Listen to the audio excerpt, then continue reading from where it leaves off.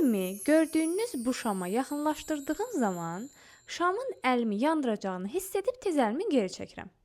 Bəs görəsən, mən şamın istiliyini necə hiss edirəm? Salam dəyərli tələbələr, bu gün hissi, hərəki və ara neyronlar haqqında danışacağıq. Belə ki, hissi neyronların funksiyası hiss üzvlərindən gələn impulsları mərkəzi sinir sisteminə, yəni ya baş beyninə, ya da ki onurğa beyninə ötürməkdir. Az öncə göstərdiyim təcrübədən də göründüyü kimi, əlimə mən istini yaxınlaşdıran zaman əlimin həmin hissəsindəki reseptor sahədə sinir impulsları yaranır ki, bu sinir impulslarını hissi neyronlar qəbul edərək mərkəzi sinir sisteminə, yəni ya baş beyninə, ya da ki onurğa beyninə ötürmüş olur. Bundan sonraki prosesi isə ara neyron və hərəki neyron davam etdirmiş olur.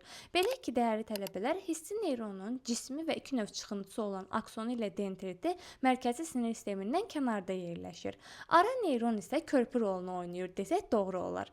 Belə ki, ara neyronun həm cismi, həm də çıxıntıları, yəni aksonu ilə dendriti mərkəzi sinir sisteminin içərisində yerləşir və o, hissi neyronun gətirdiyi impulsları qəbul edərək hərəki neyrona ötürmüş olur.